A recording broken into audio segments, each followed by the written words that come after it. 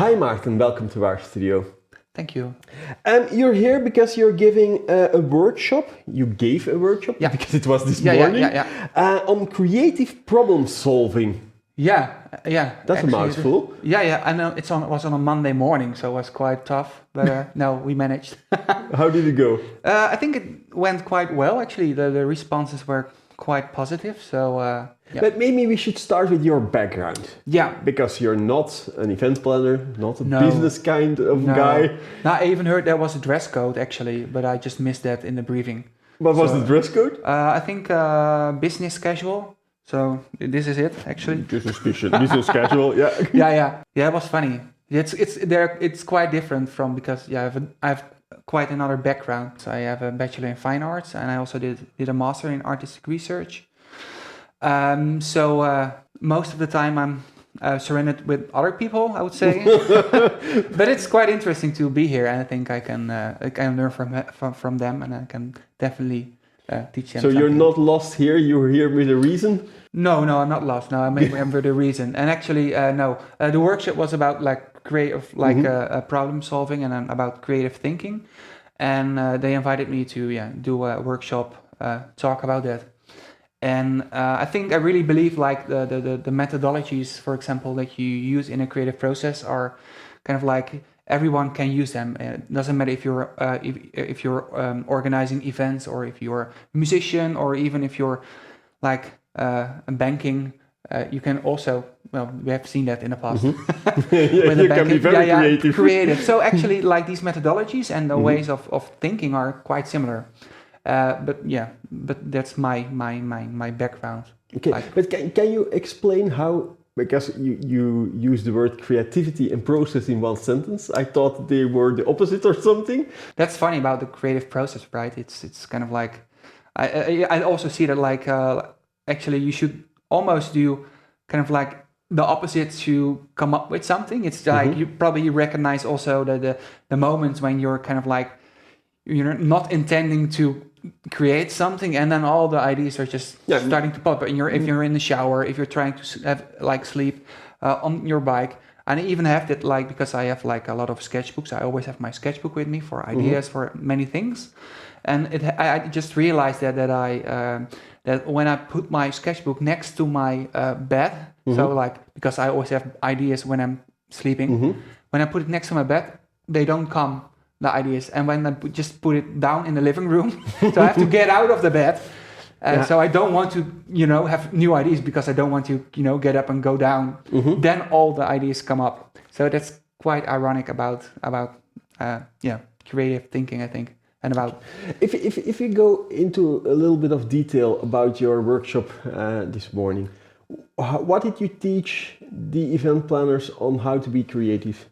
Actually, it was quite interactive. We did a lot of like small exercises, and I just shared my knowledge and experiences in this process. So can you give some examples? Yeah, for example, the moment you for example, it's very hard to, if you have to solve something or you want to, create something, it's very hard to come up with something good. Like everyone really wants to have like a good idea. And it's, but if, for example, if you do it like the other, it's way more easier, for example, to come up with a terrible idea, to just like, and then like, sometimes I went with students, for example, you're just stuck in the process, and they just really try to come up with something brilliant, and they say, stop doing this, just try to do the opposite now. Just come up with like 5 terrible ideas in the next 3 minutes, and it's so easy for them. And you can do anything. You can just kill people, you can kill the planet, doesn't matter. It can cost like 10 millions, and it's very easy. And it's because we judge constantly about our ideas, about like if it costs too much money, if it's like if it is good for the planet, if we have enough money, all these, or maybe someone else actually did something similar. So we're constantly judging about these ideas, which is not good. Definitely not in the beginning of a creative process. So for example, I let them like write down 5 terrible ideas, and it's like impossible to do that. But then they have to look again to these ideas, and then just change them a little bit. and then often there's actually already something very interesting in this In the bad idea. In the bad idea, and if you just change it a little bit, and it becomes quite good actually. So that was one of the exercises that we did, and I also many read others. about associative thinking. Yeah, that's kind of like I think that's kind of one of the basic principles of the creative thinking. Because if when I say, like, for example, fish to you, you probably have associations with Water. a fish, water, and if you say water, I think about swimming, and when I say swimming, you think about Swim pants. yeah, exactly. So that's how the mind works, and if you come up with if you want to have an idea. Your mind have to make a connection with something from your memory or your experience, or you have seen today. But if, for example, when you're stuck, you can also feed your mind with input. So I don't know. Do you have any problems like recently you want to solve? Can be in your house, anything. One of the biggest challenges I always find, we are planning a conference and we need a name for it. A name. Oh yeah. That's always a good one. name for it. Okay, and can let me see if there's something in the room. Sometimes even like an object. For example, there's a van behind the camera. Can a van inspire you in solving that problem? That's an interesting approach. Maybe, I don't know, maybe you can just like attach different letters and it will just blow away and it will create new words. I don't know. So actually, if you just put something in your mind or give your mind, feed your mind with input, it's so much more easier to come up with new ideas. Or if you imagine like another person, like a doctor or a carpenter, or how would he solve the problem? And then you're just starting to think from his or her perspective to give you a new insight on the problem. Okay, that's very interesting. And it's so simple. There are different methods to be creative. Yeah. Is there a right method for a certain problem, or doesn't it matter and you just need to go and trust the flow? Yeah, I think it's I think actually the methodologies are quite similar. I think it is also because when I for example when I'm working on something, I really kind of like I use different methodologies, and it's just where I'm sometimes I just like just starting to write down different words or looking on images on Google, or sometimes I go to these these secondhand shops where they have a lot of crap, and I have the problem in the back of my head. I'm just like making these connections with the objects that I see to come up with something new. So it's just in the mood. Probably when I'm lazy, I would just sit behind my computer and do something. Image. Yeah, no, exactly. So it's just, but there are different methodologies. There was one methodology I couldn't place, and it's putting aside one's ego. Oh yeah, that's very good.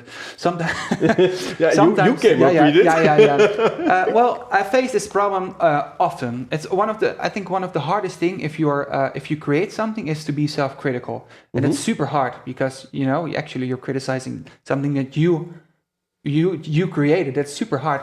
So I have that also with students when they made something, or they have an idea for an innovation or anything they have to do.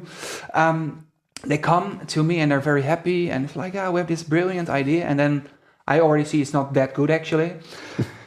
But I don't say that. I just ask them the question, okay, imagine you did not came up with the idea, but your neighbor came up with the idea. Try to imagine that and then look at the idea again. What do you think about the idea then? And then they're just starting to think and they're like, oh, maybe it's not that good. So it's very hard to be critical to yourself. Definitely if you've been working on that for weeks or you spent money on it. But I think actually the best creative people, if you're a musician or an artist, or even like if you're having kind of like a business person, is that a difference between a good one and a bad one? I think if a good one is that actually is very happy and goes to sleep and wakes up the next morning and thinks like terrible, and then you just like okay, just throw it away, just start over, and actually recognize this thing.